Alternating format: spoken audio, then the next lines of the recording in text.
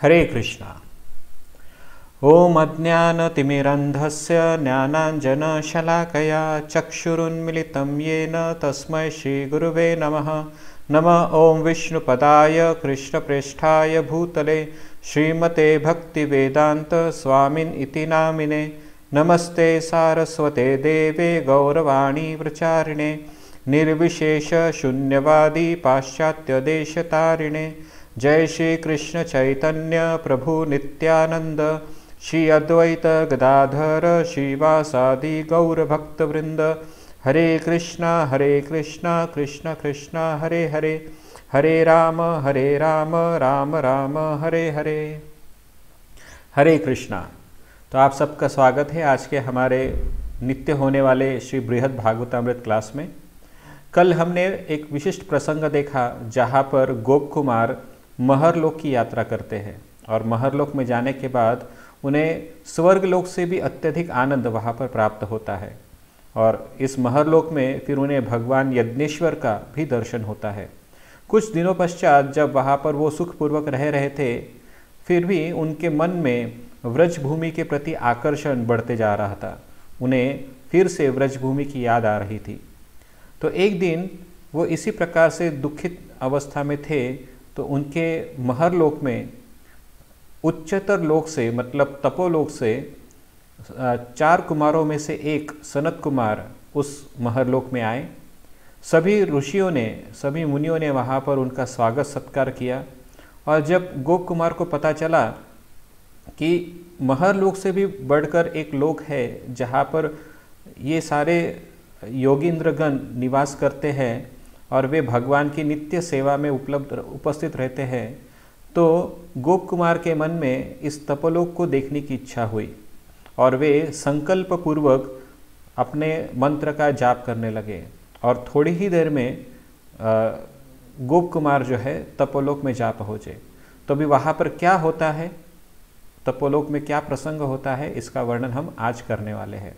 तो आगे बढ़ते हैं।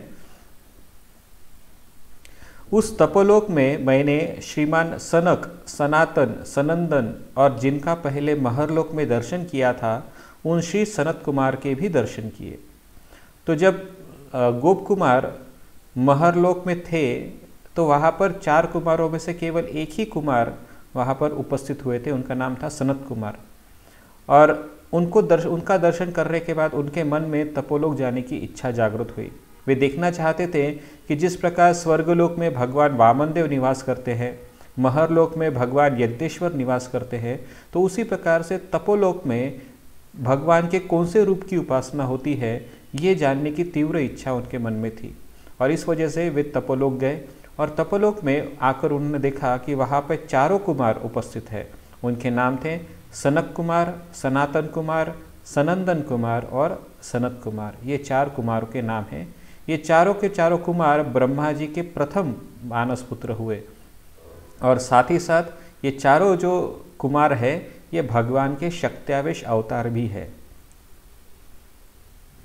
मैंने देखा कि तपोलोकवासी सनकादि 4 भ्राताओं के समान महात्मा युक्त होने पर भी उन सनकादि कुमारों को भगवान का अवतार मानकर पूजा कर रहे थे तथा वे 4 कुमार भी परस्पर आनंद सहित इष्ट गोष्ठी कर रहे थे। तो उन्होंने देखा, गोप कुमार ने देखा कि वहाँ पर अन्य और भी योगेंद्र मुनिगण हैं। जैसे हम श्रीमद् भागवत में 9 योगेंद्रों के नाम सुनते हैं, वे भी इस तपोलोक के निवासी है। और इस तपोलोक में ये सारे जो योगेंद्रगण हैं ये सभी के सभी इन चतुष्क कुमारों की उपासना में लगे रहते हैं, मतलब आदर सम्मान करते हैं, ये जानकर कि ये भगवान के ही शक्त्यावेश अवतार हैं और इस वजह से वे उनका आदर और सम्मान किया करते थे। और साथ ही साथ यहाँ पर एक बात लिखी गई है कि ये जो 4 कुमार क्या करते थे। ये चारों के चारों कुमार आपस में बैठकर भगवान के दिव्य लीलाओं के बारे में तत्व चर्चा करते थे। तो ये जो तत्व चर्चा है इसे वे इष्ट गोष्ठी कहा करते थे। तो इष्ट गोष्ठी का वास्तविक अर्थ होता है कि आपस में भक्तगण आपस में बैठकर भगवान के दिव्य लीला चरिताओं का चर्चा करते हैं, उसके तत्व का विमर्शन करते हैं और इसी को ही इष्ट गोष्ठी कहा जाता है। तो ये चतुष्कुमारगण आपस में बैठकर एक दूसरे के साथ इष्ट गोष्ठी कर रहे थे। उनकी उस सुख गोष्ठी को अल्पज्ञ होने के कारण मैं समझ नहीं सका। तो यहाँ पर गोप कुमार स्वीकार करते हैं कि उनकी जो तत्व भाषा है, उनका वो जो भगवान के लीला का विमर्शन है, उस लीला विमर्शन को या उस तत्व को मैं समझने में असमर्थ था, क्योंकि मेरा ज्ञान परिपूर्ण नहीं था। तथापि उनके दर्शनों से स्वतः ही हृदय में अपार आनंद होता था। तो वे कह रहे हैं कि वो क्या बात करते थे मुझे कुछ समझ में नहीं आता था, लेकिन उनके दर्शन मात्र से मेरा हृदय प्रसन्न हो जाता था। तत्पश्चात ध्याननिष्ठ सनकादि योगींद्रगण अपने अपने स्थानों पर चले गए। तो शुरू में जब इतने सारे योगीगण एकत्र हुए तो सब योगींद्र जनों ने इन चतुष्कुमारों का स्वागत करके उनकी उपासना की, और बाद में फिर सनकादि मुनिगण जो थे वे सब चर्चा करते करते फिर जब चर्चा समाप्त हो गई तो वे अपने अपने निवास को चले गए, और फिर वहाँ पे गोप कुमार बेचारे अकेले रह गए। मैंने मन ही मन विचार किया कि स्वर्ग आदि की भांति यहाँ भी श्री भगवान प्रकट रूप से विराजते होंगे। इसी अभिप्राय से मैं इधर उधर भ्रमण करने लगा। तो जब वहाँ पर कोई भी उपस्थित नहीं था तो श्रील सनातन गोस्वामी अपनी टीका में लिखते हैं कि जब ये सारे मुनिगण आपस में चर्चा कर रहे थे तो चर्चा समाप्त होने के पश्चात ये सब अंतर्धान हो गए। तो इस वजह से गोप कुमार उनसे पूछ नहीं पाए कि भगवान के विग्रह या आराध्य देव कहाँ है, इस तपोलोक के आराध्य देव कहाँ पे रहते हैं, उनका दर्शन करना चाहता हूँ। तो ये प्रश्न वो उनको पूछ नहीं सके क्योंकि सब लोग अंतर्धान हो गए थे। तो गोप कुमार फिर वहाँ पर अकेले उपस्थित रह गए, उन्हें पता नहीं था कहाँ पर ये मुनिगण मिलेंगे। इसलिए वो यहाँ वहाँ पर स्वयं ही ढूंढने लगे कि कहाँ मुझे भगवान का प्रकट रूप प्राप्त होगा जिसका मैं दर्शन कर सकूं। लेकिन उनको बहुत देर तक भ्रमण करने के बाद भी भगवान के दर्शन नहीं हुए, और वे भ्रमण करते करते एक जगह पर आए जहाँ पर उन्होंने एक योगींद्र की कुटिया देखी। इधर उधर भ्रमण करने पर भी जब मुझे श्री जगदीश्वर के दर्शन प्राप्त नहीं हुए, तब अन्य कोई उपाय न देख मैंने उनके संबंध में महामुनियों से पूछा, किंतु मुझे कोई उत्तर नहीं मिला।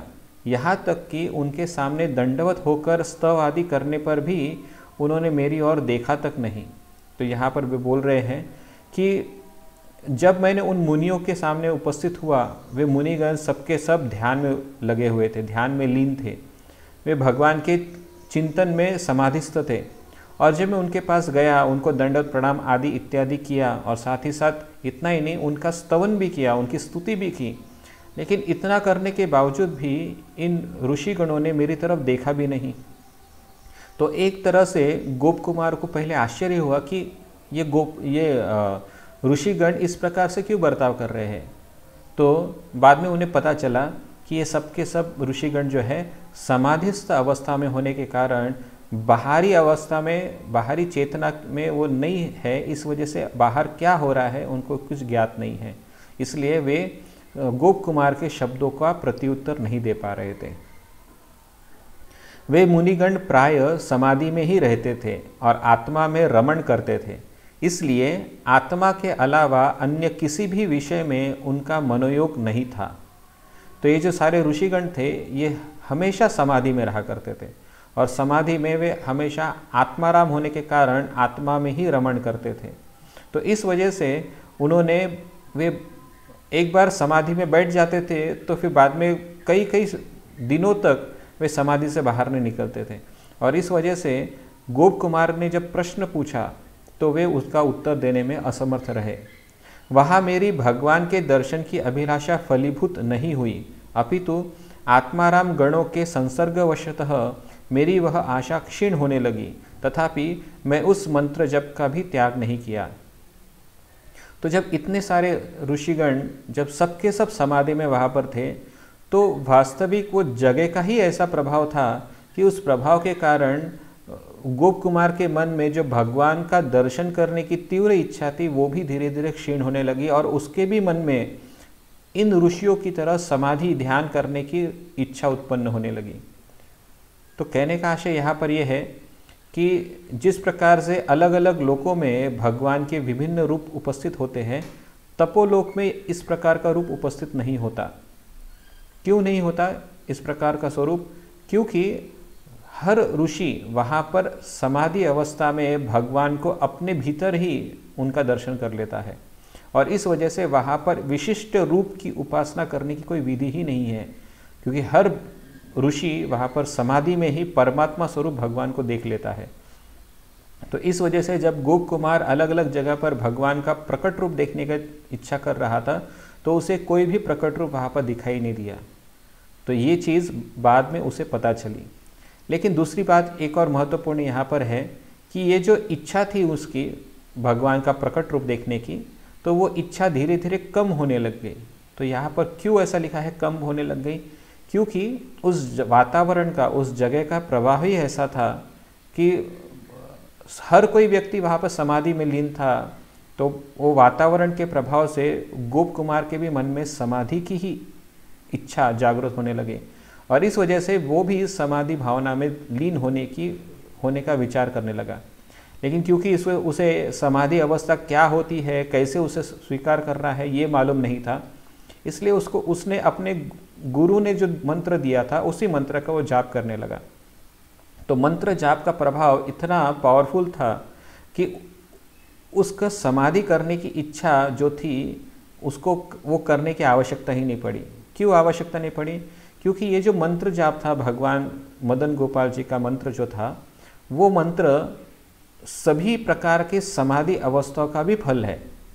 मतलब यदि कोई व्यक्ति समाधि अवस्था में परिपक्वता प्राप्त कर लेता है, तो ऐसे परिपक्वता का जो फल होता है वो ये मंत्र ही होता है। इस वजह से जब वो गोप कुमार इस मंत्र का उच्चारण कर रहा था, तो स्वाभाविक उसकी जो समाधि अवस्था है, समाधि अवस्था में जाने की जो इच्छा है, वो अपने आप साध्य हो गई। मतलब उसे अलग से समाधि में जाने की आवश्यकता नहीं पड़ी। स्थान के स्वभाव अर्थात महात्म्य के कारण अब मंत्र जप करते करते मुझ में भगवान के दर्शन का अनुराग उत्तरोत्तर वर्धित होने लगा।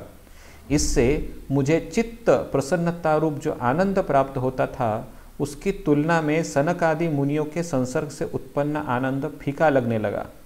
तब इस अनुराग के प्रबल होने के कारण मैंने सोचा कि सदा विराजमान श्री जगन्नाथ देव के दर्शनों के लिए नीलाचल जाऊंगा।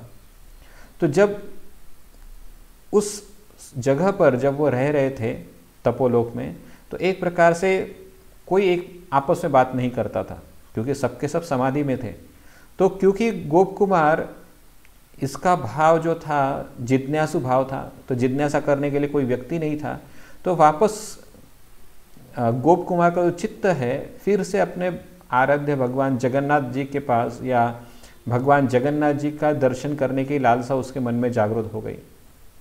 और साथ ही साथ उस मंत्र के जप के प्रभाव के कारण भगवान का संसर्ग, मतलब भगवान के दर्शन का जो अनुराग है, मतलब भगवान का दर्शन करने की जो तीव्र लालसा है, वो तीव्र लालसा और बढ़ने लगी। लेकिन तपोलोक में तो ये व्यवस्था उपस्थित नहीं थी। तपोलोक में भगवान का दर्शन तो समाधि अवस्था में किया जाता था, लेकिन ये समाधि अवस्था में गोप कुमार न जाने के वजह से उसे भगवान का जो दर्शन का जो विरह था, वो विरह बहुत ही तीव्रता से अनुभव होने लगा, और इस वजह से उसे वापस भूलोक पर, जहाँ पर भगवान जगन्नाथ जी उपस्थित है, वहाँ पर जाने की तीव्र इच्छा जागृत होने लगी। और वे कहने लगे कि ये जागृत क्यों हुई? क्योंकि पहले जो इच्छा थी कि हम कुमारों के दर्शन करेंगे, कुमारों के संपर्क में रहेंगे, ये जो चतुष्कुमार योगींद्र गण हैं, इनके साथ सानिध्य में रहकर मैं कुछ और भगवान के दिव्यत्व को समझ पाऊंगा। लेकिन अभी वो सारी इच्छा फीकी पड़ने लग गई। अभी उसके मन में, गोप कुमार के मन में सनक इत्यादि कुमारों का जो संग है वो प्राप्त करने की इच्छा अभी रह नहीं गई। उसे लगने लगा कि इनसे अच्छा तो मैं भगवान जगन्नाथ के धाम में रहता तो अच्छा होता। तो ऐसा भाव क्यों उत्पन्न हुआ? क्योंकि वो जो मंत्र जप था, उस मंत्र जप का प्रभाव ही इतना प्रबल था कि वो मंत्र गोप कुमार को भगवान के दर्शन के लिए प्रेरित कर रहा था, ये कारण था वहाँ पे। उस समय पिपलायन महर्षि सर्वज्ञता शक्ति के बल से मेरे मनोभाव को जानकर मेरे समीप आए और बोले। तो जब गोप कुमार के मन में ऐसी दुविधा चल रही थी तो उस तपोलोक के एक बहुत ही प्रसिद्ध मुनि हैं जिनका नाम था पिपलायन मुनि। पिपलायन मुनि ये नव योगेंद्रों में से एक है। नव योगेंद्र ये भगवान ऋषभ देव के पुत्रों में से एक है। तो इनका वर्णन श्रीमद् भागवत में आता है। तो ये नव योगेंद्र में से पिपलायन मुनि वहाँ पर उनके पास आए। वे जान गए कि गोप कुमार के मन में क्या विचलता थी और इस वजह से उस विचलता को या उस मनोभाव को शांत करने के लिए पिपलायन मुनि बोलने लगे। उन्होंने कहा, इस तपोलोक में प्रजापति सुख से भी कोटि गुना सुख प्रदान करने वाले परम श्रेष्ठ पद का त्याग कर किस लिए अन्यत्र जाने की इच्छा करते हो। तो यहाँ पर पिपलायन मुनि कह रहे हैं कि महरलोक में जो प्रजापतियों को जो सुख प्राप्त होता है उससे कोटि गुना सुख इस तपोलोक में प्राप्त होता है। तो ऐसे तपोलोक को त्याग करके तुम अन्यत्र जाने की इच्छा क्यों करते हो तथा किस लिए चर्म चक्षु के द्वारा अगोचर उन परमेश्वर को नेत्र द्वारा दर्शन करने के लिए इधर उधर भटक रहे हो। तो शायद गोप कुमार कहता कि मैं इसलिए जानना चाहता हूँ कि यहाँ पर भगवान का दर्शन नहीं हो पा रहा। तो इसके उत्तर में पिपलायन मुनि कहते हैं कि तुम अपने आँखों से, जो भौतिक वस्तु है, अपने आँखों से इन चर्म चक्षु से क्यों भगवान को देखना चाहते हो, क्योंकि भगवान को इस चर्म चक्षु से नहीं देखा जाता। उनका दर्शन करना है तो दिव्य नेत्रों से देखना पड़ेगा, जिसका मार्ग मन से होकर जाता है, क्योंकि मन के द्वारा ही भगवान को सही ढंग से देखा जाता है। और वे कह रहे हैं इधर उधर भटकने की आवश्यकता नहीं, क्योंकि वो जो परमेश्वर है ये परमेश्वर प्रत्येक के हृदय में उपस्थित है, प्रत्येक के मन में वास करते हैं और तुम्हें वो कला सीखनी होगी। अगर तुम वो कला सीख जाओगे तो तुम अपने भीतर ही उस परमेश्वर परमात्मा का दर्शन करोगे और तुम्हें यहाँ वहाँ भगवान को ढूंढने की आवश्यकता नहीं पड़ेगी। इस प्रकार से पिपलायन मुनि गोप कुमार को उपदेश दे रहे थे। तो गोप कुमार के मन में प्रश्न उठा कि वो कैसे साध्य करना। मैंने तो सुना कि भगवान का दर्शन केवल आंखों से होता है, मन से कैसे भगवान का दर्शन किया जा सकता है। ये उनके गोप कुमार का मुख्य प्रश्न था, क्योंकि अभी तक उसने कभी समाधि अवस्था में या मन के द्वारा भगवान का दर्शन नहीं किया था, इसलिए उसे ज्ञात नहीं था कि मन के द्वारा भी दर्शन हो सकता है। तो ये ज्ञान अभी पिपलायन मुनि गोप कुमार को देने वाले हैं। तुम समाधि द्वारा अपने मन को स्थिर करो। मानस समाधि में ही परमेश्वर का दर्शन होता है। यद्यपि वे अंतर और बाहर सर्वत्र अवस्थान करते हैं, तथापि तुम समाधि के बल से प्रत्यक्ष की भांति उनका दर्शन करोगे। तो यहाँ पर वे कह रहे हैं कि मन से अगर आपको भगवान का दर्शन करना है, जैसे हम सब जो है भगवान का इन आँखों से दर्शन करते हैं, लेकिन पिपलायन मुनि कह रहे हैं कि आँखों से दर्शन करना वो वास्तविकता नहीं है। वास्तविक हम दर्शन मन से करते हैं। और ये मन से कैसे करना है, उसके लिए वे कह रहे हैं कि समाधि के बल पर भगवान का ये प्रत्यक्ष दर्शन किया जा सकता है। और ये जो समाधि होती है ये मन के शुद्धिकरण से ही पॉसिबल है। तो उन्होंने कहा कि भगवान तो अंतर बाहर हर जगह पे उपस्थित है। भगवान हर एक के हृदय में भी है और भगवान हर चराचर में प्रत्येक कणों में भी उपस्थित है। तो वे कह रहे थे कि अगर तुम मन के द्वारा भगवान को देखने की कोशिश करोगे तो तुम्हें भगवान सर्वत्र दिखाई देंगे, बाहर ही नहीं अंदर भी दिखाई देंगे।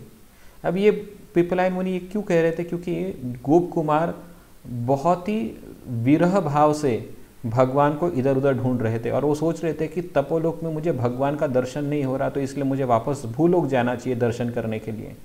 तो इसी विचार को त्याग देने के लिए पिपलायन मुनि गोप कुमार को ये सलाह दे रहे हैं। वे कह रहे हैं कि तुम मन के द्वारा भगवान का दर्शन करो। और मन के द्वारा भगवान का दर्शन करने के लिए एक विधि है जिसे वो समाधि अवस्था कहते हैं, और समाधि के बल से तुम भगवान का प्रत्यक्ष दर्शन कर सकोगे।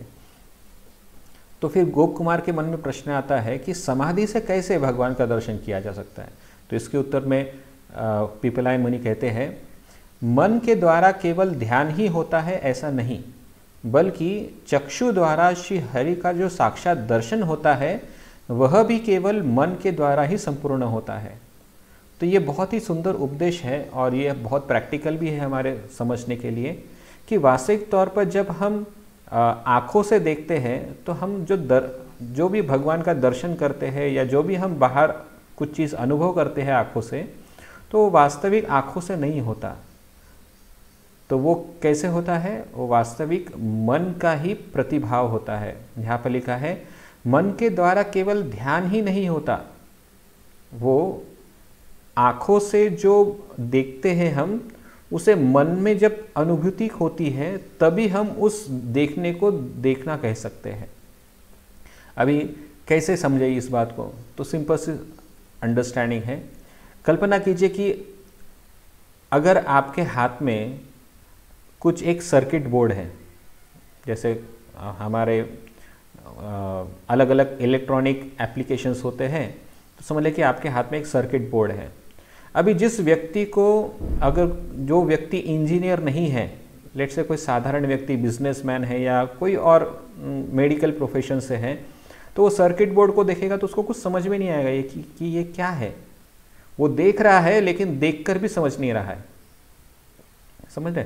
तो देखकर भी वो समझ नहीं रहा है कि ये है क्या। लेकिन जब कोई व्यक्ति, जब कोई इंजीनियर उसे देखता है, तो ज्ञान होने के नाते ज्ञान का प्रभाव मन पर जब पड़ता है, तो मन के द्वारा वो जब आँखों से उस सर्किट बोर्ड को देखता है तो समझ पाता है कि अरे ये तो मोबाइल का सर्किट है। तो कहने का आशय है कि केवल आँखों से देखना, ये देखना नहीं होता। जब कोई व्यक्ति ज्ञान के द्वारा या ज्ञान रूपी मन के चक्षु से देखता है, तब वास्तविक तौर पे उसे देखना कहते हैं। तो यहाँ पर भी वे कह रहे हैं, चक्षु द्वारा श्री हरि का जो साक्षात दर्शन होता है वह भी केवल मन के द्वारा ही संपूर्ण होता है। तो मन के द्वारा संपूर्ण होना मतलब, एक और उदाहरण दे सकते हैं यहाँ पर। कई बार ऐसा होता है कि हम भगवान का दर्शन करने के लिए मंदिर में आते हैं, श्री विग्रहों का देखते भी है, लेकिन कल्पना कीजिए कि आप भगवान के सामने खड़े तो हैं, लेकिन खड़े रहकर भी आप भगवान को नहीं देख सकते। क्यों नहीं देख सकते? क्योंकि आपका मन भटक रहा है, मन कहीं और कुछ और विचार कर रहा है, मन कहीं और लगा हुआ है।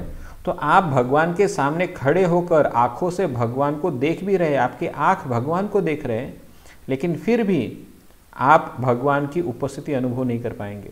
क्यों नहीं कर पाएंगे? क्योंकि आपका जो मन है वो कहीं और है। इस वजह से कहा जाता है कि वास्तविक तौर पे देखने वाला या अनुभव जो है वास्तविक, वो आँखों से नहीं होता। वो जब तक आँखों का दृश्य मन में स्थापित न हो तब तक वो देखना नहीं कहा जाता। तो कभी कभी ऐसा भी हम देखते हैं, कुछ लोग होते हैं, कभी कभी भगवान का दर्शन प्रत्यक्ष ही आँखों से नहीं होता, लेकिन कोई व्यक्ति मन में ही, जब उसका मन पूरी तरह से भगवान का दर्शन करने के लिए तत्पर हो, तो आंखें बंद करने के बावजूद भी उस व्यक्ति को उस विग्रह के दर्शन हो जाते हैं। क्यों होते हैं? क्योंकि ये जो मन है वो ही वास्तविक दर्शन करता होता है। मन से ही भगवान के दर्शन की अनुभूति होती है, इन चर्म चक्षु या आंखों से नहीं होती। तो यही चीज पीपलायन मुनि यहां पर कह रहे हैं। मनोवृत्ति के बिना समस्त इंद्रियों की वृत्तियां निष्फल है, क्योंकि जब तक मन अनुभव न करे तब तक इन इंद्रिय वृत्तियों के द्वारा कर्मों को करना न किए जाने के समान ही है। तो सेम उदाहरण जैसा हमने कहा कि ये जो सारी इंद्रियां हैं, ये इंद्रियों के द्वारा जो भी हम कर्म करते हैं, जब तक उस कर्म में मन सम्मिलित न हो तब तक वो क्रियाएं जो है, वो क्रिया में कोई परिवर्तन प्रभाव नहीं पड़ता। उदाहरण के लिए, आप स्कूल में जाते हैं या बच्चे स्कूल में जाते हैं, तो स्कूल में जाने के बाद टीचर पढ़ा रही है, आप टीचर ने जो भी बोर्ड पर लिखा है वो आप अपने नोटबुक में लिख तो रहे हैं, लेकिन यदि आपका मन कहीं और, आपका चित्त जो है कहीं और लगा हुआ है, तो आप अपने क्रियाओं से, अपने हाथों से जो बोर्ड पर लिखा है वो एज इट इज नोटबुक पर उतार तो लेंगे, लेकिन आपको कुछ समझेगा नहीं वो। क्यों नहीं समझेगा? क्योंकि आपका मन उन क्रिया में नहीं है। आप केवल मैकेनिकली वो सब कार्य करते रहे हैं, लेकिन मन का जो एकाग्रता है उस कार्यों में न होने के कारण आपके हृदय में या आपके विचार में वो कार्य का कुछ फल प्राप्त नहीं हो पा रहा है। कभी कभी कुछ लोग केवल पुस्तक पढ़ते तो हैं, लेकिन मन कहीं और होता है, और इस वजह से वो पुस्तक पूरी पढ़ भी लेते हैं, अपने आँखों से देखते हुए उन किताबों के प्रत्येक लाइन टू लाइन पढ़ लेते हैं, लेकिन फिर भी थोड़ी देर पता चलता है मैंने इतने पन्ने पढ़ लिए लेकिन कुछ समझ भी नहीं आया।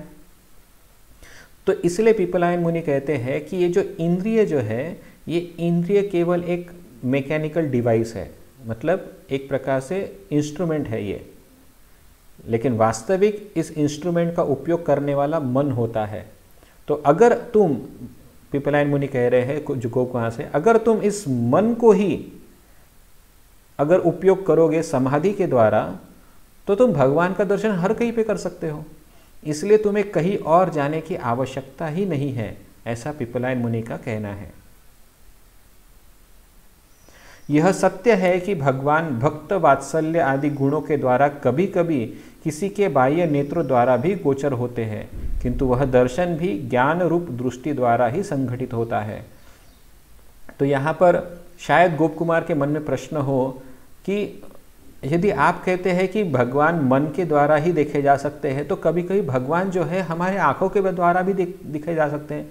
जैसे हम ध्रुव महाराज की कथा सुनते हैं कि ध्रुव महाराज ने भगवान का प्रत्यक्ष साक्षात दर्शन इन्हीं चक्षु से किया था, इन्हीं चर्म चक्षु से किया था। साथ ही साथ प्रहलाद महाराज का भी उदाहरण आता है कि उन्होंने भी भगवान का दर्शन इन्हीं चर्म चक्षु से किया था। और कई ऐसे भक्त हैं जो भगवान को साक्षात अपने सामने उपस्थित देखते हैं। तो इसके उत्तर में पीपलायन मुनि कहते हैं कि कभी कभी भक्त वत्सलता के कारण भगवान अपने भक्त के सामने प्रत्यक्ष रूप से प्रकट हो जाते हैं। ये भगवान की भक्त वत्सलता है। लेकिन फिर भी यदि भगवान अगर प्रकट भी हो जाए, लेकिन वो अगर अपने मन के द्वारा भगवान को न देखे, वो भक्ति के द्वारा मन में अगर भक्ति न हो भगवान के प्रति, तो भगवान के उपस्थित होने पर भी हम भगवान को नहीं देख सकते। इसके लिए सुंदर उदाहरण हम दुर्योधन का सुनते हैं, रावण का सुन पाते हैं। जितने भी असुरगण हुए, कंस इत्यादि असुरगण हुए, उनके सामने साक्षात भगवान उपस्थित थे, खड़े थे, उनको दर्शन भी दे रहे थे, लेकिन फिर भी वो भगवान को देख नहीं पा रहे थे। क्यों नहीं देख पा रहे थे? क्योंकि ये हृदय में भगवान के प्रति प्रेम, भगवान के प्रति भक्ति ही नहीं थी। और इस वजह से भगवान साक्षात सामने उपस्थित होने के बावजूद भी हम भगवान को नहीं देख सकते। तो कहने का आशय है, पीपलायन मुनि का कहने का मतलब है कि केवल और केवल इन चक्षुओं से, आंखों से देखना मतलब देखना नहीं होता। वास्तविक हृदय में भक्ति का प्रादुर्भाव होगा तो ही मन के भक्ति द्वारा हम इन आंखों से देख सकते हैं। और इसी वजह से यहाँ पर लिखा गया है कि भक्त वात्सल्य के कारण कभी कभी भगवान जो है अपने भक्तों को दर्शन देते तो है, लेकिन वास्तविक दर्शन मन के द्वारा ही होता है। और यहाँ पे वे कह रहे हैं, केवल श्री भगवान की करुणा से ही जीव में ऐसा अभिमान होता है कि उसने नेत्रों द्वारा ही भगवान का दर्शन किया है। तो ये वास्तविक तौर पर भगवान की करुणा है, और इस वजह से वो भगवान का दर्शन करता है। और इसलिए कभी कभी लगता है भक्तों को कि अरे भगवान को मैंने साक्षात देखा, भगवान का मैंने साक्षात दर्शन किया, भगवान मेरे सामने उपस्थित हुए थे। लेकिन पीपलायन मुनि कहते हैं कि ये भगवान की अहेतु की कृपा है, इसलिए ऐसा होता है। लेकिन यदि कोई व्यक्ति अपने मन को ही ट्रेन करे, तो वो व्यक्ति मन के द्वारा भगवान को हर जगह पर देख सकता है। उसके लिए भगवान को हर समय प्रकट होने की भी आवश्यकता नहीं है। ये यहाँ पर पीपलायन मुनि का कहने का आशय है। फिर वे कहते हैं, अर्थात चक्षु द्वारा भगवान का दर्शन होने पर भी उस दर्शन का आनंद मन में ही पर्यवसित होता है। अतएव मन द्वारा ही भगवान का दर्शन होता है, और मन ही उस दर्शानंद रूप सुख को ग्रहण करने का महापात्र भी होता है। तो वास्तविक तौर पर ये सारी जो इंद्रियां है, 5 इंद्रिय जो है, इसका स्वामी मन है। और पांचों इंद्रिय जो है ये एक प्रकार से इनर्ट है। इनर्ट मतलब कि वे वे केवल एक इंस्ट्रूमेंट की भांति काम करते हैं। उनका प्रत्यक्ष वे स्वयं कुछ रिएक्शन नहीं कर सकते, वो भावना व्यक्त नहीं कर सकते। इंद्रियों को भावना व्यक्त करने का क्वालिफिकेशन ही नहीं उनके अंदर। ये भावना व्यक्त करना, थिंकिंग, विलिंग और फीलिंग भावना जो है ये केवल मन के अंदर ही उपस्थित होती है। तो इस वजह से जो भी हम देखते हैं, भगवान का दर्शन भी करते हैं, तो जो आनंद होता है तो ये इंद्रिय को आनंद नहीं होता, ये आनंद मन को ही होता है। कभी आपने सुना है कि आंखों को आनंद आया? कभी आपने कानों से जब सुनते हैं तो कभी आप बोलते मेरे कानों को बहुत आनंद आया? तो ये प्रकार का बोलना एक प्रकार से गलत है, क्योंकि ये जो कान है, ये जो इंद्रिय जो है, ये एक प्रकार से केवल माध्यम है। वास्तविक अनुभवकर्ता जो है वो मन होता है। मन के द्वारा ही हम जो है उस प्रकार के सुंदरता को या उस प्रकार के क्या होते हैं कीर्तन को अनुभव कर सकते हैं और आनंदित हो सकते हैं। तो इसलिए पिपलायन मुनि यहाँ पर कह रहे हैं कि मन द्वारा ही भगवान का दर्शन होता है और मन में ही उस दर्शन का आनंद अनुभव किया जा सकता है। तो इस वजह से सब कुछ जो है, सब अवस्था में अगर देखा जाए तो ये जो मन है वो मन ही आपको भगवान का साक्षात्कार करा सकता है। और एक तरह से पिपलायन मुनि गोप कुमार को समाधि पद्धति को स्वीकार करने के लिए प्रेरित कर रहे हैं, क्योंकि वे जानते हैं कि गोप कुमार जो है ये भगवान के दर्शन के लिए लालायित है, लेकिन वो दर्शन अपने आंखों से करना चाहता है। जबकि पिपलायन मुनि कहते हैं कि आप आंखों से दर्शन न करते हुए हम जैसे जितने भी यहाँ पे योगींद्र जन है, वे जैसे समाधि में भगवान का दर्शन करते हैं, उसी प्रकार से तुम भी समाधि में उपस्थित होकर भगवान का दर्शन करो, जिससे तुम्हारी जो विचलता है, ये इचल बिचल जो है, वो सारा चल बिचल सब समाप्त हो जाएगा। फिर वे आगे कहते हैं, ध्यान या समाधि में जो भगवान का दर्शन होता है वह भी प्रत्यक्ष दर्शन की भांति ही होता है, और इसी रूप में प्रभु वर प्रदान आदि के द्वारा विशेष कृपा का विस्तार करते हैं। ब्रह्मा ही इस विषय में प्रमाण है। तो इतना सब सुनने के बाद गोप कुमार के मन में प्रश्न आ सकता है कि लेकिन अगर मैं मन में अगर भगवान का दर्शन करूंगा तो क्या वो दर्शन वास्तविक होगा? ऐसा भी तो हो सकता है कि वो मेरी संकल्पना मात्र हो। क्या वो दर्शन वास्तविक दर्शन जैसा होता है? वास्तविक दर्शन मतलब साक्षात भगवान को आमने सामने देखने जैसा वो दर्शन होता है क्या? तो इसके लिए पिपलायन मुनि कहते हैं कि इसके विषय में ब्रह्मा ही प्रमाण है। ब्रह्मा कैसे प्रमाण हुए? जैसे हम श्रीमद् भागवत में सुनते हैं कि जब ब्रह्मा जी भगवान विष्णु के क्षीर सागर के तट पर जाते हैं प्रार्थना करने के लिए, तो भगवान के अवतरण की प्रार्थना करते, सारे देवतागण माता पृथ्वी के साथ उनके दुख को दूर करने के लिए भगवान को प्रकट होने के लिए याचना करते हैं। तो वहाँ पर भगवान प्रकट नहीं होते, बल्कि समाधि अवस्था में भगवान ब्रह्मा जी को कुछ कहते हैं, और ब्रह्मा भी भगवान का दर्शन और उनके उपदेश समाधि में ही प्राप्त करते हैं। तो समाधि में प्राप्त हुआ दर्शन और आदेश ये वास्तविक दर्शन और आदेश के समान होता है। ऐसा नहीं समझना चाहिए कि एक मेरी कल्पना मात्र है। वो साक्षात भगवान का अपने भक्त के प्रति विशेष कृपा ही होती है, जो भगवान इस प्रकार से बर्ताव करते हैं। तो ये वे कह रहे हैं कि साक्षात कि मन में भगवान का दर्शन करना और आँखों से भगवान का दर्शन करना, इसमें कोई भेद नहीं है।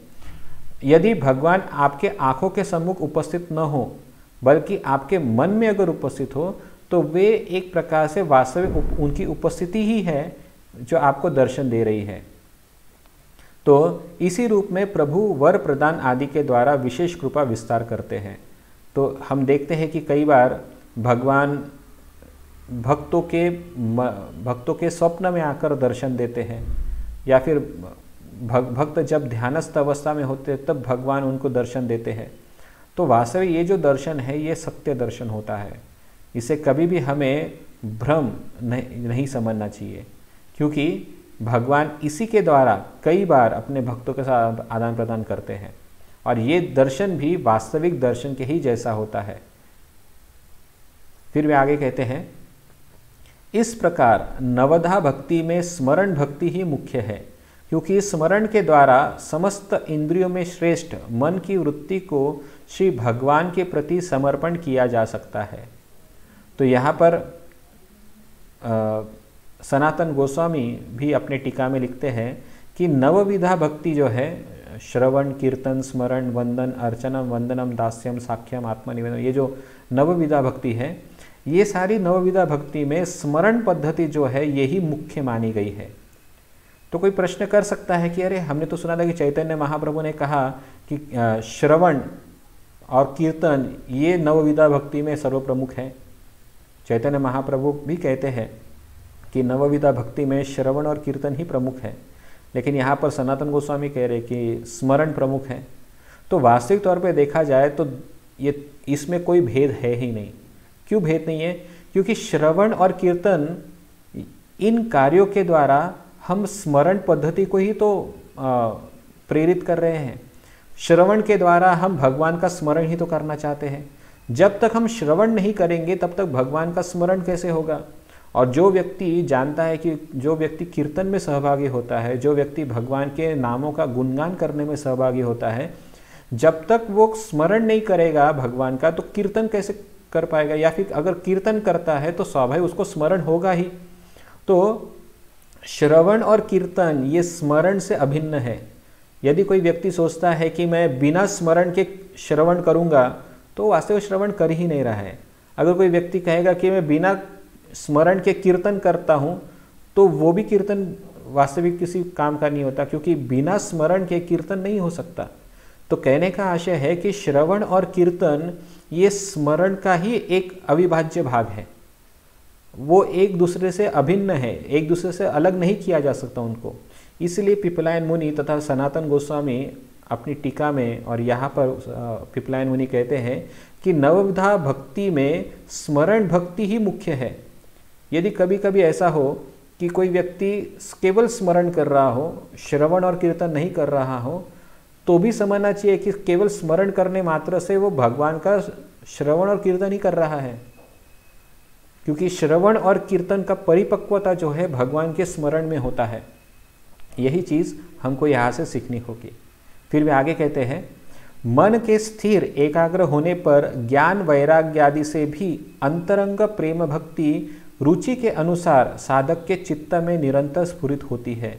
ऐसा प्रेम नामक पदार्थ विशुद्ध चित्त वृत्ति में ही उदित होता है।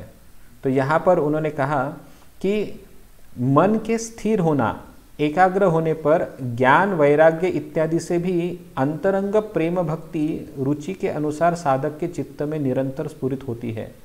तो जब कोई व्यक्ति अपने मन को स्थिर कर लेता है, अपने मन को एकाग्र करता है और ज्ञान वैराग्य की सहायता से भगवान के अंतरंग प्रेम भक्ति को स्वीकार करता है, तो निरंतर उसके हृदय में या चित्त में भगवान का स्मरण स्फुरित होते रहता है। और ये जो प्रेम है, ये प्रेम केवल और केवल विशुद्ध चित्त में ही स्थापित हो सकता है। तो एक प्रकार से पिपलायन मुनि कह रहे हैं कि हे गोप कुमार, तुम इस प्रकार से विचलता मत, अपना मन को विचलित मत करो, क्योंकि जब तक मन एकाग्र नहीं होगा और इस एकाग्र मन से जब तक तुम विशुद्ध प्रेम को प्राप्त नहीं करोगे, तब तक तुम भगवान का दर्शन करते हुए भी नहीं करने के समान होगा।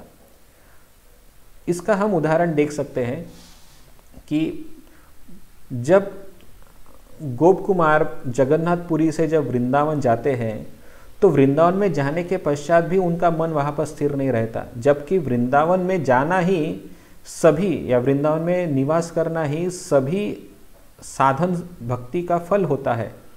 लेकिन वहाँ पर जाने के बावजूद भी गोप कुमार का मन वापस भगवान जगन्नाथ के दर्शन के प्रति लालायित हो गया। तो ये क्या दर्शाता है कि अभी भी जो चित्त है वो चित्त शुद्ध न होने के कारण गोप कुमार का जो विचार है वो अलग अलग प्रकार के भगवान के रूपों को देखने के लिए लालायित हो रहा है। जबकि जब कोई व्यक्ति शुद्ध चित्त से प्रेम भावना से भगवान के प्रति मन एकाग्र कर लेता है तो उसे अन्य कहीं और जाने की आवश्यकता नहीं रहती। भगवान के उस विग्रह के प्रति ही उसकी परिपूर्ण आसक्ति निर्माण हो जाती है। लेकिन ये तभी पॉसिबल होता है जब चित्त जो है विशुद्ध तरीके से जब चित्त में विशुद्ध प्रेम उत्पन्न हो, और ये विशुद्ध प्रेम मन की एकाग्रता पर निर्भर होता है।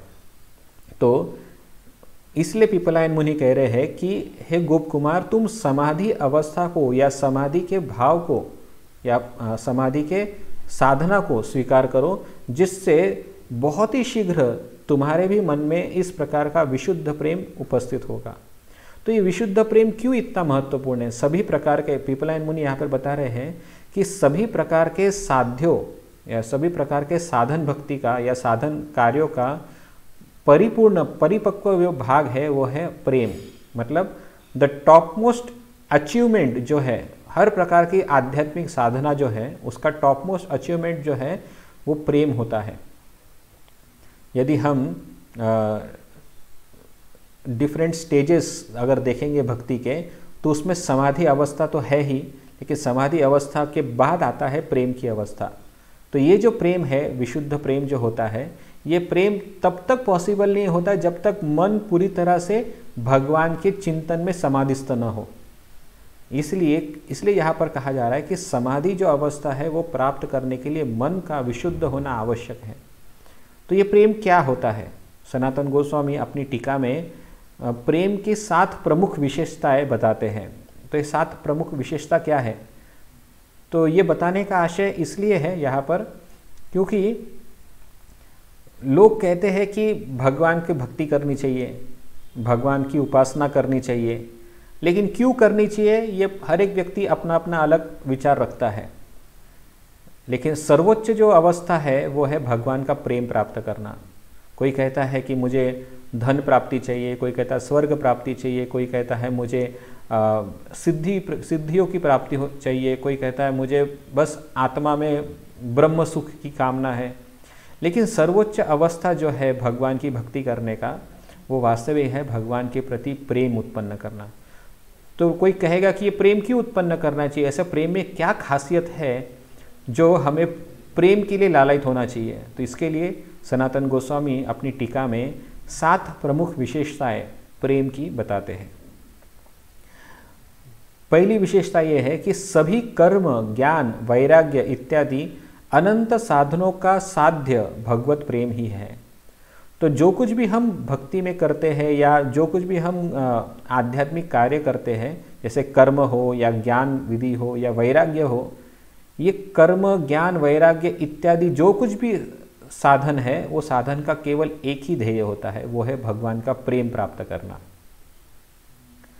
दूसरा विशेषता है कि भगवान की उपासना का मुख्य फल स्वरूप प्रेम ही है। मतलब यदि कोई कहता है कि मैं भगवान की उपासना करता हूं, तो भगवान की उपासना का जो मुख्य फल, मतलब द हाईएस्ट कंक्लूजन जो होना चाहिए वो है भगवान का प्रेम। तभी भगवान की उपासना का कोई मतलब होता है। तीसरा, परम स्वतंत्र भगवान को भी वशीभूत करने के लिए प्रेम ही वशीकरण स्वरूप है। ये प्रेम ही ऐसी वस्तु है जिसके द्वारा हम भगवान को भी वशीभूत कर सकते हैं। ये एक प्रकार का वशीकरण मंत्र है। प्रेम, भगवत प्रेम जो है, ये भगवान को भी वशीभूत करने की क्षमता इस प्रेम के अंदर होती है। भगवान तो परम स्वतंत्र है, वे स्वराट है, उनको कोई नियंत्रित नहीं कर सकता, वे स्वयं नियंता है। लेकिन ऐसे भगवान भी, ऐसे स्वतंत्र भगवान भी अपने भक्तों के प्रेम के द्वारा बांध दिए जाते हैं। तो ये प्रेम का महत्वपूर्ण विशेषता है। और एक विशेषता बता रहे हैं, श्री भगवान के अनुग्रह द्वारा ही वह प्रेम प्राप्त होता है, अपनी चेष्टा द्वारा प्राप्त नहीं किया जा सकता। तो कोई कहेगा कि ठीक है कि मैं प्रेम प्राप्त कर लेता हूँ, तो नहीं, प्रेम केवल भगवान की कृपा से ही प्राप्त होता है। कोई कितना भी कर्म करे, ज्ञान मार्ग का स्वीकार करे या तपस्या करे, या कोई व्यक्ति कितनी भी साधना भक्ति क्यों ना कर ले, कोई कहेगा कि मैं रोज 192 माला जप करता हूँ, मैं चातुर्मास का व्रत का कठोरता से पालन करता हूँ, या अलग अलग प्रकार के व्रत होते हैं। तो ये सारे जो साधन पद्धति है भगवान की भक्ति प्राप्त करने के लिए, कोई पूरी तरह से कर भी ले, लेकिन फिर भी प्रेम प्राप्त नहीं होगा। क्यों नहीं होगा? क्योंकि प्रेम जो है ये अधिकार नहीं है। प्रेम जो है ये कृपा का लक्षण होता है। जब तक भगवान की कृपा न हो तब तक भगवान ये प्रेम प्रदान नहीं करते। तो कोई व्यक्ति अधिकार वाणी से ये नहीं कह सकता कि मैं इतने सालों से भगवान की भक्ति कर रहा हूँ, अब मुझे प्रेम प्राप्त हो चुका है, ऐसे नहीं कर सकते। कोई व्यक्ति सालों साल साधन भक्ति में लगा रहे लेकिन फिर भी उसे प्रेम की प्राप्ति नहीं होगी। लेकिन कोई व्यक्ति कुछ ही दिनों तक पहले ही भगवत भक्ति में शामिल हुआ हो, ऐसे व्यक्ति को भी भगवत प्रेम प्राप्त हो सकता है। ये सब और सब भगवान की कृपा पर ही निर्भर होता है, कोई व्यक्ति का इसके ऊपर अधिकार नहीं होता। तो भगवत प्रेम जो है वो केवल भगवान की कृपा से ही प्राप्त होता है। ठीक है, वो यहाँ पर लिखा गया है। 5वां विशेषता है, सभी भक्तों के लिए प्रेम ही एकमात्र अद्वितीय महानिधि है, क्योंकि यह भक्तों के समस्त अभिष्टों को प्रदान करने वाला है। तो भक्तों के जितने भी अभिष्ट इच्छाएं हैं, अभिष्ट मतलब जो भी उसकी मन से जो भी इच्छाएं हैं उनके मन में, वो सारी इच्छाओं को पूरा करने का एकमात्र उपाय वो है प्रेम। कौन सा प्रेम है यहाँ पर? वो है भगवान के प्रति प्रेम। ये प्रेम भक्तों के लिए अद्वितीय है। तो रूप गोस्वामी अपने पद्यावली में लिखते हैं, लौल्यम अपि एकल मूल्यम, मतलब इस प्रेम को अगर प्राप्त करना है तो केवल एक ही चीज़ की आवश्यकता है, वो है लौल्य। लौल्य मतलब इंटेंस ग्रीड, मतलब अत्यंत तीव्र लालसा होनी चाहिए कि ये प्रेम मुझे प्राप्त हो। तो रूप गोस्वामी कहते हैं कि यदि कहीं पर भी ये प्रेम मिल रहा हो तो भक्त को चाहिए कि सब कुछ छोड़ छाड़ कर वो प्रेम प्राप्त करने के लिए भागे। यदि कोई व्यक्ति महान कोई भगवत भक्त हो, अगर वो सब व्यक्ति को प्रेम बांट रहा है तो व्यक्ति ने ये नहीं सोचना चाहिए कि मैं कुछ दिनों बाद चला जाता हूँ या फिर बाद में मैं जब कभी वापस मिलूँगा तब मैं प्रेम ले लूँगा। नहीं, प्रेम एक ऐसा दुर्लभ वस्तु है या ऐसा धन है भक्तों के लिए जो बहुत ही सरलता से नहीं मिलता, और अगर कभी मिल रहा हो तो व्यक्ति ने सब कुछ छोड़ छाड़ कर केवल उस प्रेम को प्राप्त करने के लिए अपना सर्वस्व समर्पित कर देना चाहिए। ये रूप गोस्वामी अपने भक्ति रसामृत सिंधु ग्रंथ में लिखते हैं। तो कहने का आशय यह है कि ये सभी भक्तों के लिए प्रेम जो है ये एकमात्र अद्वितीय महानिधि है। महानिधि मतलब ट्रेजर। हर कोई व्यक्ति अपना खजाना छुपा कर रखना चाहता है, और खजाना वो होता है जो उसको बहुत ही प्रिय होता है। तो उसी प्रकार से ये प्रेम जो है हर भक्त के लिए रहस्यमय या छुपा कर रखा हुआ खजाना होता है, और हर कोई व्यक्ति इसे उजागर नहीं करता। लेकिन अगर कोई व्यक्ति इसे उजागर करता है तो तुरंत हमें ऐसे भक्त की शरण में जाना चाहिए और वो प्रेम को स्वीकार कर लेना चाहिए। फिर अगली विशेषता है, वह प्रेम परमानंद के माधुर्य द्वारा परिपूर्ण और अमर्यादित है, अतः ब्रह्मानंद को भी तुच्छ करता है। तो कोई पूछ सकता है कि ठीक है, आप कह रहे हैं कि प्रेम इतना रेयर है, वेरी रेयरली अचीवेबल है, तो क्या ये सबको प्राप्त हो सकता है? तो यहाँ पर लिखा जा रहा है, हाँ, वह प्रेम परमानंद के माधुर्य द्वारा परिपूर्ण है। मतलब उसमें इतना टेस्ट है, इतना माधुर्य है कि वो परिपूर्ण रूप में आपको संतुष्ट कर सकता है। आपको कहीं और ढूंढने की आवश्यकता नहीं पड़ेगी। और ऐसा मत सोचिए कि सीमित मात्रा में है, ये अमर्यादित है, मतलब असीमित है ये। अतः ये ब्रह्मानंद को भी तुच्छ करता है। मतलब जो कोई व्यक्ति मोक्ष की कामना करता है, ऐसा मोक्षकामी व्यक्ति भी, अगर व्यक्ति को अगर कहा जाए कि तुम्हें ब्रह्मानंद चाहिए या भगवान का प्रेम चाहिए, तो ऐसा व्यक्ति प्रेम को ही चुनेगा, ब्रह्मानंद को त्याग देगा। क्योंकि ब्रह्मानंद से कई गुना बेहतर, या कई गुना बोलना मतलब वहाँ पे कोई संख्या ही नहीं है, वो इनफाइनाइट है, मतलब अमर्यादित है। इतना प्रेम, इतना आनंद है उसके अंदर। तो ये भगवत प्रेम का विशेषता है। और 7वां लक्षण में बताते हैं, प्रेम का महात्म्य असीम है, अतएव प्रेम परम रहस्यपूर्ण होने से वेदों के लिए भी अप्रकाशनीय है। तो कोई कह सकता है कि सच में अगर प्रेम इतना महान है या प्रेम का महात्म्य इतना प्रगाढ़ है तो वेदों में इसका वर्णन क्यों नहीं होता? वेदों में इसके बारे में ज़्यादा क्यों लिखा गया, ज़्यादा क्यों नहीं दिखाई पड़ता? तो यहाँ पर लिखा जा रहा है कि ये प्रेम इतना असीम और इसका महात्म्य इतना महत्वपूर्ण है कि ये पूरी तरह से रहस्यमय है। इसका महात्म्य यही है कि ये रहस्यपूर्ण है, और रहस्यपूर्ण होने के नाते इवन वेदों को भी इसका ज्ञान नहीं है। हम आगे चल के देखेंगे, जब आगे का डिस्कशन बढ़ेगा तो हमें पता चलेगा कि वेद भी कंफ्यूज रहते हैं कि वास्तविक सर्वोच्च क्या है। तो ये जो प्रेम है, ये प्रेम सभी वेदों का भी रहस्य है। ये वेदों के लिए भी ये प्रेम रहस्य ही है। इस वजह से वेदों में प्रेम के ऊपर या प्रेम संबंधी ज़्यादा चर्चा नहीं देखी जाती, क्योंकि ये रहस्यपूर्ण है और इसलिए अप्रकाशनीय, वेदों द्वारा अप्रकाशनीय भी है। तो ये प्रेम की 7 प्रमुख विशेषताएं सनातन गोस्वामी अपनी टीका में लिखते हैं, और जो दर्शाता है कि क्यों हमें प्रेम प्राप्त करने के लिए तत्पर होना चाहिए। और प्रेम तभी प्राप्त हो सकता है जब हमारा मन विशुद्ध अवस्था में समाधिस्थ हो। तो यही चीज पिपलायन मुनि गोप कुमार को कह रहे थे। फिर वे आगे कहते हैं, हम समाधि परायण हैं तथा समाधि में स्थित होकर अंतर बाहर सर्वत्र ही उनका दर्शन करते हैं, इसलिए हम उनका विच्छेद दुख अनुभव नहीं करते। तो यहाँ पर अभी पिपलायन मुनि गोप कुमार से कह रहे हैं कि जैसा तुम दुख व्यक्त कर रहे हो भगवान के विरह का, वैसा दुख हमें नहीं होता। क्यों नहीं होता? क्योंकि हम समाधिस्थ, हमेशा समाधि में रहने के कारण हम भगवान को अंतर बाहर हर जगह पर हर समय देखते रहते हैं, और इस वजह से भगवान हमसे कभी भी दूर नहीं होते, वे हमेशा हमारे साथ ही रहते हैं, और इस वजह से हमको भगवान का विरह दुख नहीं होता। ऐसे पिपलायन मुनि यहाँ पर कह रहे हैं। श्री गोप कुमार ने कहा, हे ब्राह्मण, सनकादि 4 ऋषियों ने मेरी चित्त चंचलता को जानकर कहा।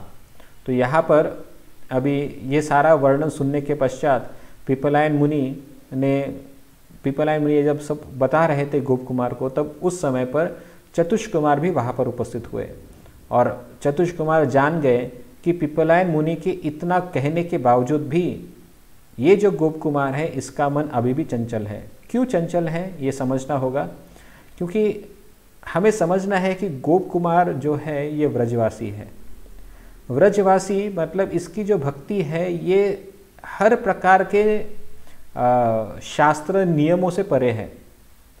जिस प्रकार से यही चीज़ अगर जो हम यहाँ पर पिपलायन मुनि से सुन रहे हैं, अगर हम इसकी तुलना अगर उद्धव के उपदेशों से करें, जब उद्धव को भी भगवान श्री कृष्ण ने वृंदावन भेजा था, तो उद्धव ने भी गोपियों से इसी प्रकार का भगवान का परमात्मा रूप में चिंतन करने के लिए, स्मरण करने के लिए कहा था। लेकिन ये सब सुनने के बाद गोपियों ने क्या किया? गोपियों ने इस बात को तिरस्कृत कर दिया। उन्होंने कहा कि हमें ये सब नहीं सुनना, हमें भगवान को देखना है, हमें भगवान का दर्शन करना है। भगवान कब आएंगे इसके बारे में बताओ। ये मत कहो कि भगवान सबके परमात्मा है, सबके हृदय में उपस्थित है, अंतर मन में हम भगवान का नित्य दर्शन कर सकते हैं। तो ये गोपियों को ये चीज़ भाई नहीं थी, और गोप कुमार भी इसी प्रकार का व्रजवासी है। और इस वजह से जब पिपलायन मुनि ने ये वैदिक सत्य उसके सामने प्रस्तुत किया, लेकिन फिर भी गोप कुमार का मन इससे प्रभावित नहीं हुआ। उसका मन फिर भी चंचलित होकर भगवान का इन आँखों से दर्शन करने के लिए लालायित हो उठा। और इस वजह से जब चतुष कुमार वहाँ पर आए तो वो गोप कुमार के भाव को, मन को समझ गए, और इस वजह से उन्होंने कहा, हे गोप कुमार, तुम इसी स्थान पर श्री भगवान का दर्शन करो। यह कहकर उन्होंने भगवान की अनेक मूर्तियों का मुझे दर्शन कराया। मैं इस अद्भुत दृश्य को देखकर भय से कांपने लगा और हाथ जोड़कर प्रणाम करते हुए कहने लगा, हे दीनवत्सल, मैंने बहुत अपराध किया है, आप क्षमा कीजिए।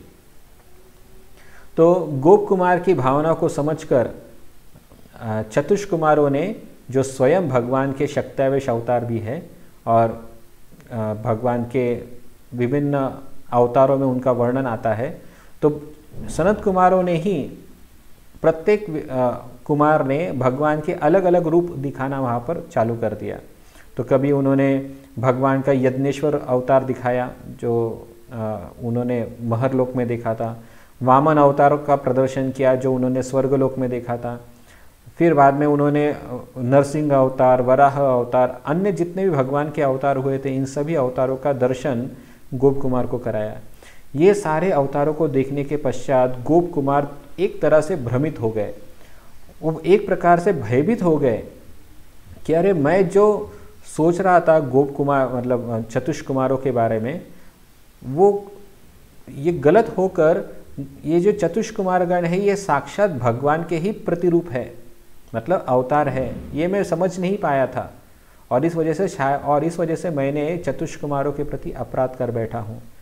तो कहने का मतलब ये है, यहाँ पर वो समझा रहे हैं गोप कुमार हमें कि कभी कभी ऐसा होता है कि चतुष्क कुमारगण ये साक्षात भगवान के ही अवतार है होने के बावजूद भी गोप कुमार ने इनको महत्व न देते हुए भगवान के अन्य रूपों को ज़्यादा महत्व देना श्रेष्ठतर समझा। और जब गोप कुमार को ज्ञात हुआ कि वास्तविक चतुष्क कुमारगण जो है ये भगवान के ही अवतार है और वे भगवान के विभिन्न रूपों में प्रकट होकर उसे दर्शन दे रहे थे, तो उसे अपनी गलती का एहसास हुआ और भयभीत होकर वो उनके सामने हाथ जोड़कर प्रणाम करने लगे और कहने लगे कि कृपया करके मुझसे बहुत बड़ा अपराध हुआ है, मुझे क्षमा कीजिए। और फिर चतुष्क कुमारों ने हंसकर उसे क्षमा कर दिया और फिर वो वहाँ से चले गए। तब सनकादि ने मेरे मस्तक को स्पर्श किया, उस स्पर्श के प्रभाव से मैं समाधिस्थ हो गया और समाधि में पहले देखी हुई श्री विष्णु की समस्त मूर्तियों का साक्षात दर्शन करने लगा। तो जब इस प्रकार से मुझे भयभीत देखा चतुष्क कुमारों ने, तो उन्होंने अपने हाथों से मेरे सर को, मेरे मस्तक को स्पर्श किया और स्पर्श करने से तुरंत ही मैं समाधि में चला गया। और इस समाधि अवस्था में मैंने भगवान के सभिन्न रूपों को, जितने भी रूप मैंने अब तक अनुभव किए थे, उन सभी रूपों को मैंने अपने समाधि में अनुभव करने प्रारंभ कर दिए। उनका मैंने साक्षात दर्शन किया। और ये साक्षात दर्शन करना, ये आँखों से दर्शन करना और समाधि में दर्शन करना, इसमें कोई भेद नहीं है, ये अभी गोप कुमार समझ चुका था। फिर इस भाव को जानने के पश्चात वे हमेशा समाधि की विधि को पालन करने लगे। उस समाधि योग में महर लोकादि में पहले देखी हुई भगवान श्री विष्णु की समस्त मूर्तियों का साक्षात दर्शन करने लगा। मेरा मन शांत हो जाने के कारण मुझे स्वतः ही आनंद होने लगा। तो इस प्रकार से अभी गोप कुमार समाधि की विधि पालन करने लग गए और इस समाधि विधि में गोप कुमार अपने जो प्रिय भगवान के विग्रह है, उन विग्रहों का दर्शन वो समाधि में ही करने लगा। और इस वजह से उसका मन आनंद, मतलब शांत हो गया। आनंद तो नहीं हो रहा था अभी तक, लेकिन उसका जो विचलित जो मन था हमेशा, वो विचल तक समाप्त होकर उसका मन अभी शांत हो गया। और इस प्रकार से वो एक प्रकार का आनंद अनुभव करने लगा। किंतु जब मैं मंत्र जप करता, तो अभी गोप कुमार ने सनत कुमार मतलब चतुष्क कुमारों तथा पिपलायन मुनि की आज्ञानुसार या उपदेशानुसार उन्होंने समाधि साधना को प्रारंभ तो कर दिया था, लेकिन उन्होंने अपने गुरु के द्वारा दिए हुए मंत्र का जप करना छोड़ा नहीं था। तो इसलिए वे समाधि भी अवस्था में भी लगे रहते थे और जब समाधि से जब बाहर आते तो वे भगवान के मंत्र का जप भी करते। तो किंतु जब मैं मंत्र जप करता, तभी वृंदावन की माधुरी का विच्छेद शोक हृदय में उदित होकर मुझे व्याकुल कर देता। समाधि दशा में चित्त वृत्ति के लय होने के कारण मेरे जप में बाधा और भगवान के अनिर्वचनीय रूप दर्शन में विघ्न उपस्थित होने लगा। तो वे कह रहे हैं कि जब मैं मंत्र का जप करता था, तो उससे मंत्र के जप के प्रभाव से मेरा समाधि में मन नहीं लगता था।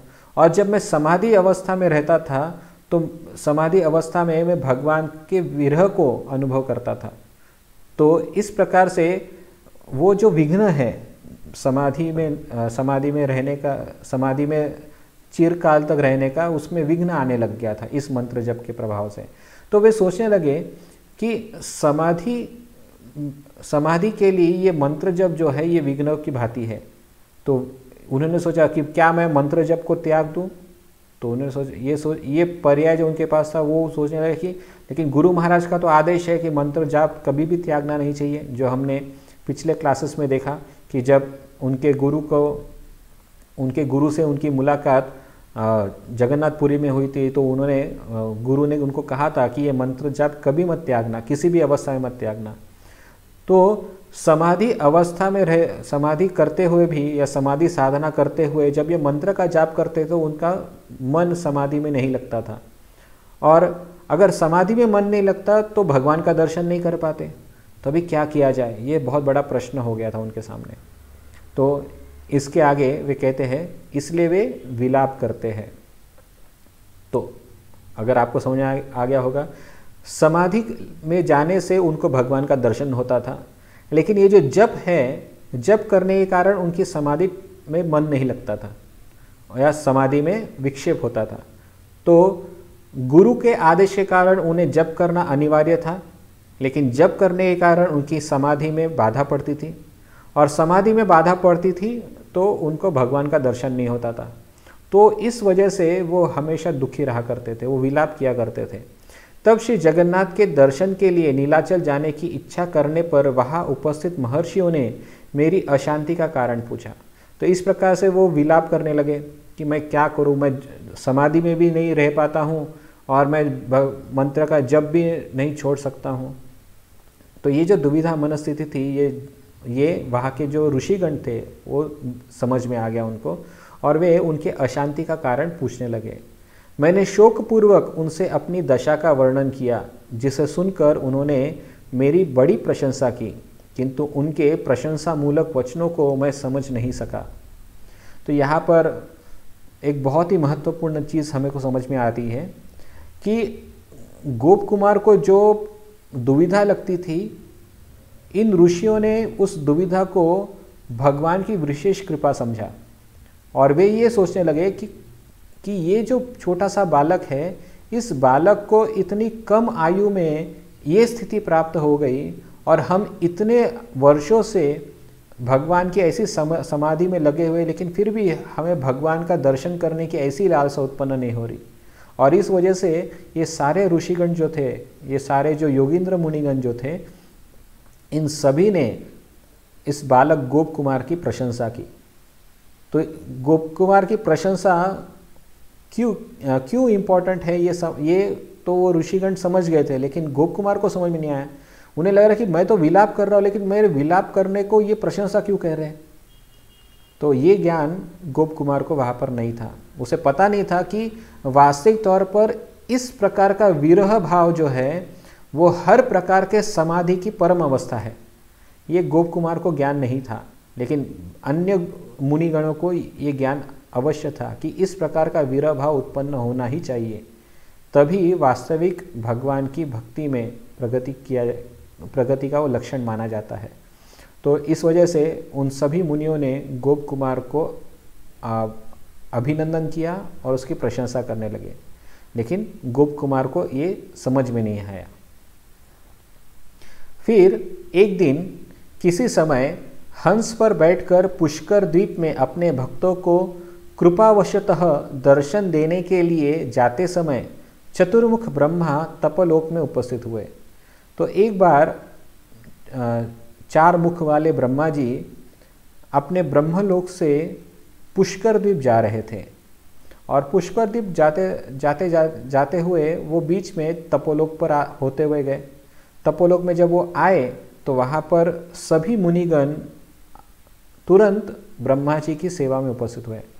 परम ऐश्वर्य संपन्न उन वृद्ध श्री ब्रह्मा को वहाँ उपस्थित देखकर सनक आदि मुनियों ने संभ्रम के साथ प्रणाम कर भक्ति पूर्वक उनकी पूजा की।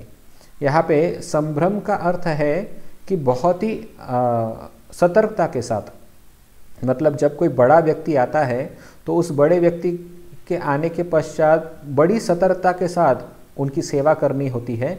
उसी प्रकार से स्वयं चतुष कुमारों ने और अन्य ऋषि मुनिगणों ने वहाँ पर ब्रह्मा जी का बहुत ही ध्यानपूर्वक तथा सम्मानपूर्वक उनका स्वागत किया और सत्कार किया। श्री ब्रह्मा ने भी आशीर्वाद प्रदान करते हुए स्नेहपूर्वक सनक आदि कुमारों को भगवत भक्ति के रहस्य का कुछ उपदेश देकर वे शीघ्र ही पुष्कर द्वीप की ओर चले गए। और फिर ब्रह्मा जी ने इन सब ऋषियों को भक्ति पर कुछ भक्ति के रहस्य का कुछ उपदेश किया और फिर वहाँ से वो पुष्कर द्वीप की ओर चले गए। ये सारी चीज़ें गोप कुमार दूर से ही देख रहे थे। उनको आश्चर्य हुआ कि ये 4 मुख वाला व्यक्ति कौन है, क्योंकि इससे पहले उन्होंने कभी ब्रह्मा के बारे में सुना ही नहीं था। और पहली बार जब उन्होंने ये देखा कि 4 मुख वाला कोई व्यक्ति है तो उनको आश्चर्य हुआ कि ये व्यक्ति कौन है। और चतुष्कुमारगण इनकी पूजा में लगे हुए हैं, तो उसे शाश्वती हो गई कि ज़रूर ये कोई बड़े व्यक्ति होने चाहिए, तभी तो ये चतुष्कुमारगण उनकी पूजा में लगे हुए हैं। तो इसलिए उन्होंने पूछा। तदनंतर जब मैंने सनकादि से उनके संबंध में जानने के लिए कुछ पूछा तो उन्होंने हंसते हंसते कहा, हे गोप बालक, तुम यहाँ पर इतने दिनों से वास कर रहे हो और परम प्रसिद्ध इन ब्रह्मा जी का तत्व भी नहीं जानते हो। तो एक प्रकार से इन चतुष्कुमारों को आश्चर्य हुआ और वे हंसने लगे कि सच में तुम बालक हो। क्यों बालक हो? क्योंकि इतने दिनों से तुम इस तपोलोक में रह रहे हो और तुम्हें ब्रह्मा जी कौन है ये पता नहीं। ये दर्शाता है कि तुम्हारा ज्ञान बहुत ही सीमित है, तुम्हें बहुत सारी चीज़ जाननी अभी बाकी है, ये यहाँ पर प्रदर्शित हो रहा है। और इस वजह से फिर कुमारगणों ने फिर ब्रह्मा जी के बारे में बताना चालू किया। उन्होंने कहा, इनका नाम श्री ब्रह्मा है, ये प्रजापतियों के भी पति है और हमारे पिता है। तो यहाँ पर ये वर्णन करने का आशय ये था क्योंकि ब्रह्मा जी का और भी अलग प्रकार से वर्णन किया जा सकता था, लेकिन गोप कुमार ने अभी तक जिन जिन को अनुभव किया था उस संदर्भ में ही ब्रह्मा जी का वर्णन किया जा रहा है। क्योंकि वे जब महरलोक गए थे तो वहाँ महरलोक के सारे निवासी प्रजापति कहलाते हैं। ठीक है, तो प्रजापतियों के भी पति, मतलब सब प्रजापतियों के स्वामी जो है वो ब्रह्मा जी है, मतलब उनके प्रमुख हेड है। और दूसरा, हम चतुष्कुमार आदि जो मुनिगण हैं, जैसे हम चतुष्कुमार जो है इनके वो पिता भी लगते हैं, इस वजह से हमारे वे आराध्य है। ये स्वयंभू है अर्थात इनके पिता नहीं है। मतलब उन्होंने कहा कि ये भगवान से डायरेक्टली प्रकट हुए हैं, मतलब इनके पिता नहीं है। पिता मतलब जैसे कोई बालक जन्म लेता है तो उनके माता पिता होते हैं, लेकिन ब्रह्मा जी का जन्म साधारण व्यक्ति की भांति नहीं हुआ, इसलिए उन्हें स्वयंभू कहा गया है। वास्तविक तौर पे भगवान विष्णु ही ब्रह्मा जी के पिता है, लेकिन क्योंकि यहाँ पर गोप कुमार है और गोप कुमार बालक होने के नाते उसके अनुसार, उसकी बुद्धि के अनुसार चतुष्कुमार उन्हें कह रहे हैं कि ये स्वयंभू है अर्थात इनके पिता नहीं है, ऐसा कह रहे हैं। ये परमेष्ठी, विश्वस्रष्टा और विश्वपालक है तथा वेदवाणी के प्रचार द्वारा धर्मादि की शिक्षा देते हैं। उन्होंने कहा कि ये परमेष्ठी है, मतलब सर्वोच्च उपास्य ईश्वर है। बाद में वो विश्व सृष्टा है, उन्होंने ही सारी सृष्टि की निर्मिति की है और विश्वपालक भी है। इस विश्व का पालन करने की जिम्मेदारी ब्रह्मा जी के ऊपर है और साथ ही साथ वेदवाणी के द्वारा वे धर्म आदि की प्रचार भी करते हैं संपूर्ण जगत में। तो वे उदाहरण इस प्रकार से बता रहे हैं। इनका वासस्थान सत्यलोक में है, वह लोक इस ब्रह्मांड में सबसे ऊपर विराजमान है। तो ये जो ब्रह्मा जी जो है ये सर्वोच्च लोक में, इस ब्रह्मांड का जो सर्वोच्च लोक है जिसे सत्यलोक कहा जाता है, इस सत्यलोक में निवास करते हैं और ये तपोलोक से ऊपर है, तपोलोक के ऊपर है सत्यलोक।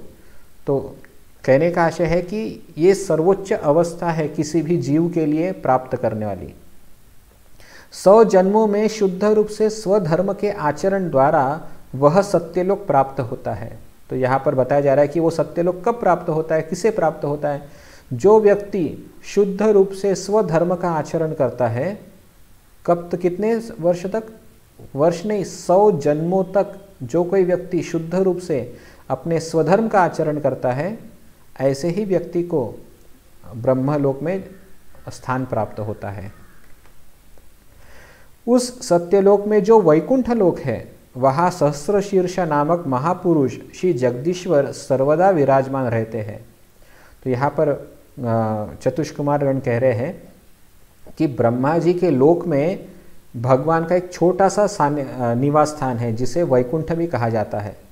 उस वैकुंठ लोक में भगवान सहस्त्र शीर्ष रूप में उपस्थित रहते हैं और भगवान और स्वयं ब्रह्मा जी द्वारा सेवित होते हैं।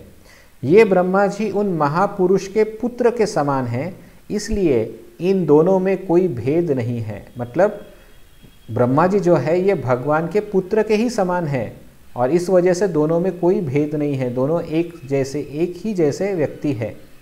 ऐसा कह के वे ब्रह्मा जी का गौरव कर रहे हैं। श्री गोप कुमार ने कहा, हे विप्र, सनकादि कुमारों से ऐसा सुनकर मैंने सत्यलोक में उन महापुरुष के दर्शन करने का निश्चय किया और अंततः समाधि में निवष्ट होकर मंत्र जप करने लगा। एक मुहूर्त के बाद जैसे ही नेत्रों को खोला, मैंने देखा कि मैं सत्यलोक में पहुंच गया हूँ और वहाँ जगदीश्वर के भी दर्शन हो रहे हैं। तो गोप कुमार जो है वो तुरंत ही भगवान का दर्शन की लालसा हेतु वो तुरंत सत्यलोक जाना चाहते थे और फिर उन्होंने अपने गुरु से जो प्राप्त मंत्र है उस मंत्र का जाप करना प्रारंभ किया और कुछ ही क्षण में वो ब्रह्मलोक जा पहुँचे। तो यहाँ पर एक चीज़ हमें समझने जैसी है कि क्यों गोप कुमार इतने चंचल मन से यहाँ वहाँ घूम रहे थे, क्योंकि हम देखते हैं कि वो भगवान का दर्शन करने चाहते हैं। अभी सभी तो भगवान हैं, सभी रूप भगवान के ही रूप है, लेकिन भगवान के रूप होने के बावजूद भी वो एक विशिष्ट रूप से प्रभावित नहीं हो रहे, क्योंकि हमने देखा कि सबसे पहले जब गोप कुमार आए तो उन्होंने भगवान को शालिग्राम रूप में देखा, तो लेकिन शालिग्राम रूप के प्रति उनकी आसक्ति नहीं बढ़ी। फिर उन्होंने राजपुरी में गए और वहाँ पे मंदिर में भगवान के अर्च विग्रह को देखा जो चतुर्भुज नारायण के रूप में थे, तो उनका दर्शन किया, लेकिन उस रूप के प्रति भी उनकी आसक्ति नहीं बढ़ी। और जब उनको पता चला कि जगन्नाथपुरी में भगवान जगन्नाथ रहते हैं तो वो जगन्नाथ जी के दर्शन के लिए चले गए। वहाँ पर उनकी जगन्नाथ के प्रति थोड़ी आसक्ति हुई, लेकिन फिर भी वो वहाँ पर स्थिर नहीं रह सके और वहाँ से वे वृंदावन आए। वृंदावन में भगवान का दर्शन न कर पाने के कारण वो वापस जगन्नाथपुरी की तरफ जाने लगे, लेकिन रास्ते में उन्हें स्वर्ग के बारे में पता चला। स्वर्ग में जब वो गए तो वहाँ पर भगवान उपेंद्र वहाँ पर साक्षात दिखाई दिए जो स्वयं भगवान हैं, लेकिन इन उपेंद्र के भी प्रति उनकी आसक्ति नहीं बढ़ी। फिर वे महरलोक गए। महरलोक में साक्षात भगवान यज्ञेश्वर का दर्शन उन्होंने किया, लेकिन इन यज्ञेश्वर के रूप में भी उनकी आसक्ति नहीं बढ़ी। फिर वे यहाँ पर तपोलोक में आए। यहाँ पर तो भगवान परमात्मा रूप में विराजमान है, इस वजह से दर्शन समाधि अवस्था में दर्शन कर पाते हैं और साथ ही साथ उन्होंने भगवान के अलग अलग रूपों का दर्शन किया, अलग अलग अवतारों का भी दर्शन किया। लेकिन इन सभी अवतारों को देखने के बावजूद भी गोप कुमार के मन में अभी भी आसक्ति नहीं बढ़ी इन रूपों के लेकर। तो फिर प्रश्न उठता है कि गोप कुमार अगर भगवान का दर्शन करना चाहते हैं तो इतने बार तो भगवान का दर्शन किया, लेकिन इतने बार भगवान का दर्शन करने के बाद भी वो संतुष्ट क्यों नहीं है? इसका कारण हम आगे के अध्याय में देखेंगे, लेकिन आपको पहले से बैकग्राउंड बता दूंगा तो आपको स्टोरी लाइन अच्छे से समझेगी। तो कहने का आशय है कि गोप कुमार जो है वो एक विशिष्ट रूप का दर्शन करना चाहते थे। उनके मन में वो जो मदन गोपाल का मंत्र का उच्चारण करते थे तो वो मदन गोपाल का साक्षात अनुभव करते थे। जब वो जप करते थे तो मंत्र जप करते हुए भगवान मदन गोपाल का साक्षात अनुभव करते थे और इस मदन गोपाल के रूप के प्रति उनकी आसक्ति इतनी बढ़ गई कि वे अपने आराध्य इष्ट देव मंत्र देव को देखने के लिए आतुर हो गए। लेकिन ये मंत्र देव कौन है अभी तक इसका ज्ञान नहीं है, क्योंकि उनके गुरु ने इस मंत्र देव के बारे में कुछ बताया ही नहीं। और इस वजह से ये मंत्रदेव ही मेरे उपास्य है और यही मंत्रदेव को ढूंढ रहे थे और इसलिए वो अलग अलग प्रकार के लोकों में जा रहे हैं। वे देखना चाहते हैं कि जिस रूप को मैं देख रहा हूँ क्या ये वही मदन गोपाल का रूप है जिसके प्रति मैं इतना आकर्षित हूँ या जो मेरे आराध्य इष्ट देव है। तो एक प्रकार से उनका इस प्रकार का जो चंचल स्वभाव जो है, चंचल स्वभाव मतलब अस्थिर स्वभाव, भगवान के एक रूप में वो अस्थिर नहीं है। वो इसलिए क्योंकि उनके गुरु ने जो उसे मंत्र दिया था उस मंत्र का ही ऐसा इफेक्ट है कि वो भगवान के व्रज किशोर मदन गोपाल रूप को देखना चाहते हैं, और इस वजह से वो भगवान के अन्य किसी रूप के तरफ आकर्षित नहीं हो पा रहे, और वे सोच रहे कि शायद मुझे सत्यलोक में जाऊंगा तो सत्यलोक में मुझे मेरे आराध्य देव के दर्शन हो जाएंगे। लेकिन हर लोक में जहाँ पर भी जाते हैं भगवान के अलग रूप दिखते हैं, लेकिन उनके आराध्य रूप उनको नहीं दिखते, और इस वजह से उनका जो सर्च है, उनकी जो खोज है, वो खोज थम नहीं रही। और जब हम अंत में देखेंगे इस पूरे किताब के अंत में, उन्हें जब उनको अपने आराध्य व्रज किशोर मदन गोपाल का दर्शन होता है, तब उनका हृदय शांत होकर फिर वे वहीं पर भगवान की सेवा में लग जाते हैं। तो ये इसीलिए गोप कुमार इस प्रकार से इधर से उधर, उधर से उधर जा रहे हैं, तो ये हमें समझना होगा। तो इसके पश्चात गोप कुमार ब्रह्मलोक जाते हैं। तो ब्रह्मलोक में गोप कुमार की यात्रा कैसी होती है, ये हम कल के दिन चर्चा करेंगे। तब तक के लिए धन्यवाद। हरे कृष्णा।